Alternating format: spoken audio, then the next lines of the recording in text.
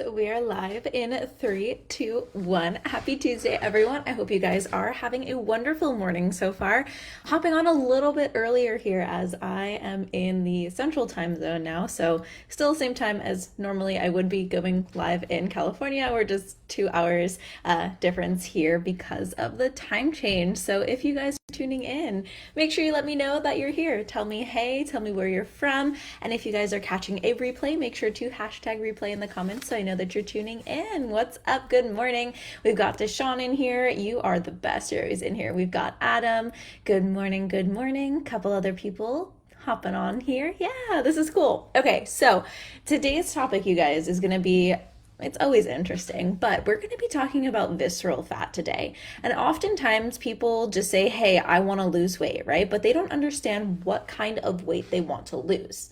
They think that they want to see the scale go down. However, that doesn't mean that that's the right weight that they want to come off, right? So today we're going to be talking about visceral fat, and I'm going to be talking about how we can get rid of this as well, okay? And also how it's the most dangerous. So I often have women reach out to me saying that they want to lose the weight around their belly, around their midsection, right? And they always tell me, Ellie, no matter how hard I try, no matter how hard I diet, I can never get rid of the midsection weight, okay? And unfortunately, it's true that the weight around our midsection is the most difficult to get rid of. Not impossible, but it is difficult. And that belly fat that we have, the weight that's around the midsection, this is what we call visceral fat. Okay, and visceral fat is the bad kind of fat that surrounds our organs. It's at a deeper level here. And this kind of visceral fat, this is what's linked to things such as diabetes, heart disease, PCOS. These are issues that will occur down the line if the weight around the midsection is not taken care of, okay? So yes, of course, we want to do it for aesthetics reasons. We want to look great. We want to feel great. We want to get rid of that midsection, that tummy. But I want you guys to also think about further down the line, right? Things like diabetes, high A1C levels, high cholesterol levels, heart disease, PCOS, these are all a factor of having an accumulation of weight around the midsection, okay? And unfortunately, we can't spot reduce, right? We can't just say, hey, weight right here, I want to get rid of this, right? Our body is going to lose weight in different ways depending on genetics, right? Some people will lose weight first from their midsection. They're the lucky ones. Other people will lose weight first from their face, from their upper body, from their lower body. It's completely different depending on the individual, okay? However, what we can control is making sure that we are losing body fat specifically and not muscle mass, okay? And this is what I specialize in with my clients. Oftentimes the clients that I work with have come to me from years and years and years of dieting, of different approaches that they've taken, different dieting programs, right? And I want to tell you flat out, you guys, if you are currently on any sort of low calorie diet, any sort of crash diet, if you're doing keto, if you're completely restricting all of the carbs from your diet, or alternatively, if you're completely restricting all the fat from your diet, if you're on any sort of extreme weight loss plan like Optavia, if you're just relying off of shakes, I can tell you that you are 100% losing muscle mass here, and that in itself is going to make your body fat percentage increase, even if the scale is going down. And I'm going to repeat that for you guys, okay? If you're on any sort of low calorie crash diet right now, you are most definitely losing weight, right? The scale is going down, but the weight that you're losing is muscle mass. And if you're losing muscle mass, then the amount of your body fat percentage actually increases. So the way that your body is going to look is very different. You're going to have higher body fat, you're going to have less muscle mass, and guess what? This is going to cause you to pack on more visceral fat, and this is going to be more dangerous for your body in the long run, even if the scale is going down, okay? So I want you guys to understand that there is a right way to approach losing weight to make sure that we can get off the visceral fat around the midsection, but there's a million wrong ways to do it. And I don't want you guys to get sucked into that wrong way. Okay. So how, if it's so important to get rid of this visceral body fat and it's the hardest one to get rid of, how can we do that? How do we do it? Right. So there's going to be 4 things I'm going to share with you guys here. So start taking notes now. First and foremost, you need to prioritize eating regular, balanced meals and focus on food pairing to avoid spiking your blood sugar and causing you to crash. This is the most common misconception that I see with clients. They are always focusing on, well, I'm supposed to be losing weight. How little food can I eat? What can I remove from foods? What should I be eating that's healthy food, right? What we should be focusing on more importantly here is eating regular balanced meals and focusing on food pairing specifically, okay? So I'm going to give you a really good example. Number one example, oatmeal is a fantastic breakfast option. However, just oatmeal alone, just oatmeal with water or milk or however you make it, it's going to leave you starving, even though it's a complex carbs.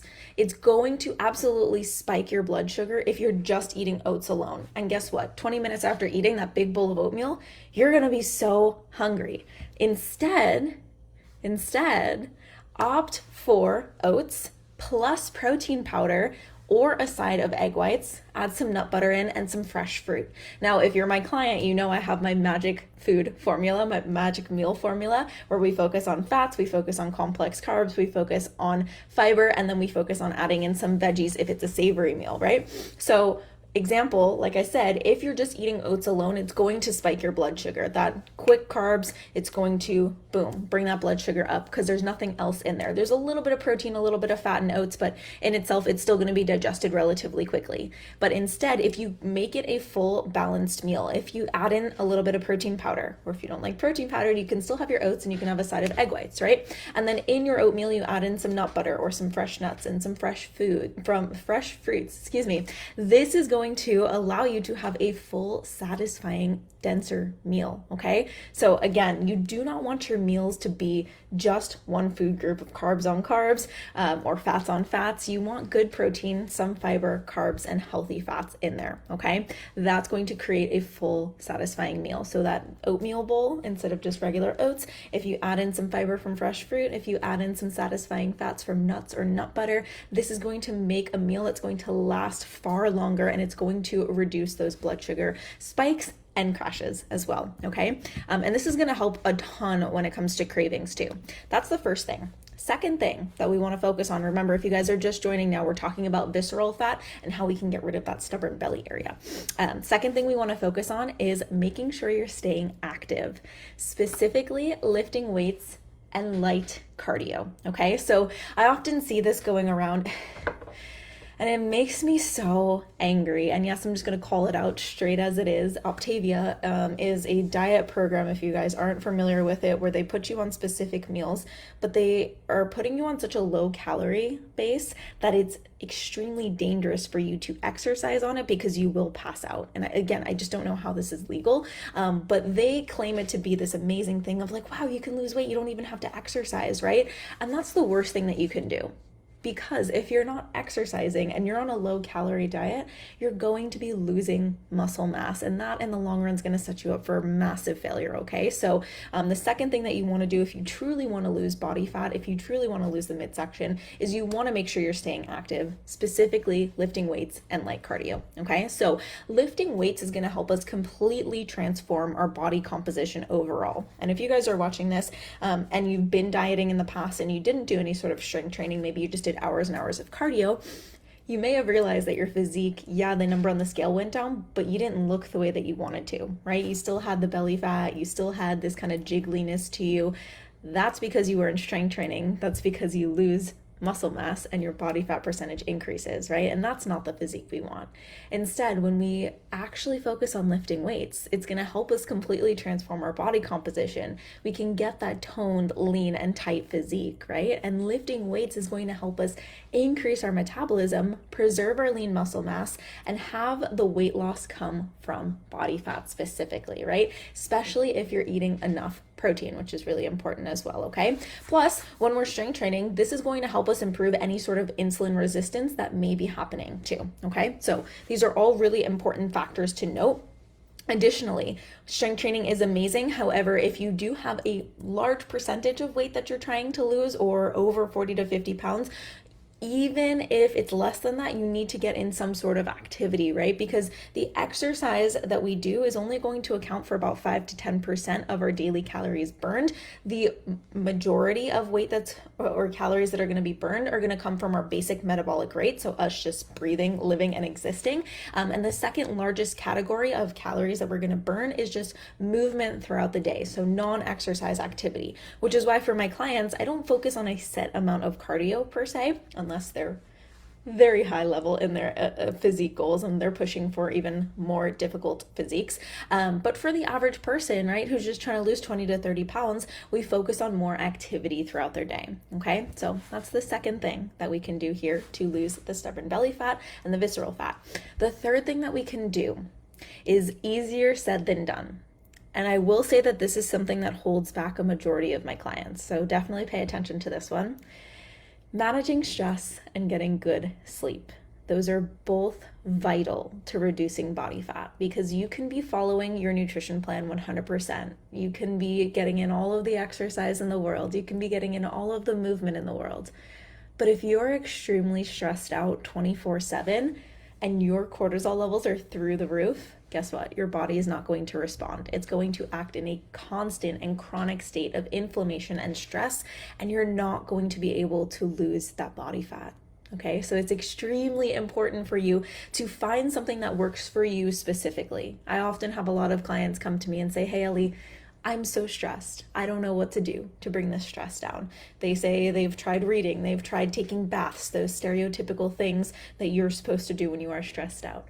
But that doesn't mean that it's going to work for every single person. For me, taking a bath, it stresses me out more because I got to run the bath, I got to clean the bathtub, it's just too much work for me. That is not a de-stressor. I have each and every single one of my clients really think about what makes them happy and what makes them de-stress. For some of them, honestly, it's dancing. They love to dance for 20 minutes and they feel so much stress relief when they're done dancing. Or maybe for other clients, it's going for a walk out in nature. Other clients, it is reading. Other clients, it's listening to music, right? There's so many different factors that you can utilize to reduce stress that don't have to be just meditating, reading, or taking a bath, right? Although those are the standard kind of mental go-tos that you think of, there's many other ways to reduce stress. And I really encourage clients to think about what helps them reduce stress, right? So reducing stress and getting good sleep is extremely important too for weight loss. For a lot of the clients I work with as well, they are nurses and they're working night shifts. So it's a little bit more challenging for them to get good sleep in. Even if you can't get a solid 5 or 6 hours, if you can get in 4 to 5 hours and then take another nap later on in the day, that can also help you too. Okay. The fourth and final thing that you can focus on to get rid of the stubborn belly fat here is staying patient and staying consistent. I know that we're in a society and in a world where we want instant gratification. We want to see those results tomorrow, right? And there's so many claims, so many products, so many ridiculous supplements that will tell you, hey, yeah, you can see these results in 2 weeks. And I want to tell you guys flat out, it's not possible, okay? Depending on your goal, it's going to take time. Belly fat is typically the last thing to go. And I can tell you from personal experience, I'm someone who has to work to get this off. I am not someone who naturally has a lean physique. There are some people who are blessed with very lean physiques and don't have to work for it, and they're amazing. I'm not one of those people, right? However, I have gone through competitions. I have competed. I have gotten down to 8% body fat for a woman, which is absolutely insane. And it took me over a year to get there, right?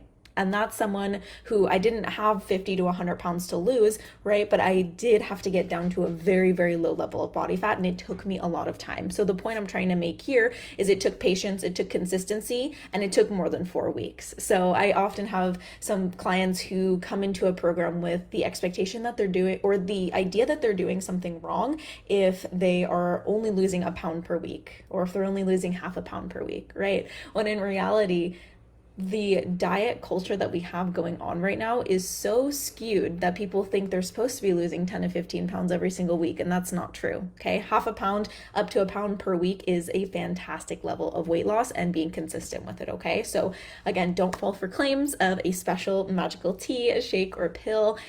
It's going to take a little bit of time. It's going to take consistency. But if you approach it the right way and you have the right path and the right guidance, you're going to be able to keep that weight off forever. So it's going to be really, really crucial for you guys to do it right once and give it your all and make sure that you're staying consistent with it, okay? So that's what I have for you guys. Hello and good morning. We have Sarah in here. We have my client Kim in here. So nice to see you. Michaela, we have my mom in here. Hello. Good morning. Gio, hello. And a couple other people. Sandy, hey. And Larvin, good morning. Cool. So if you guys have any other questions, just make sure to drop a comment on this either on Facebook or Instagram. And I'll catch you guys again for another video tomorrow.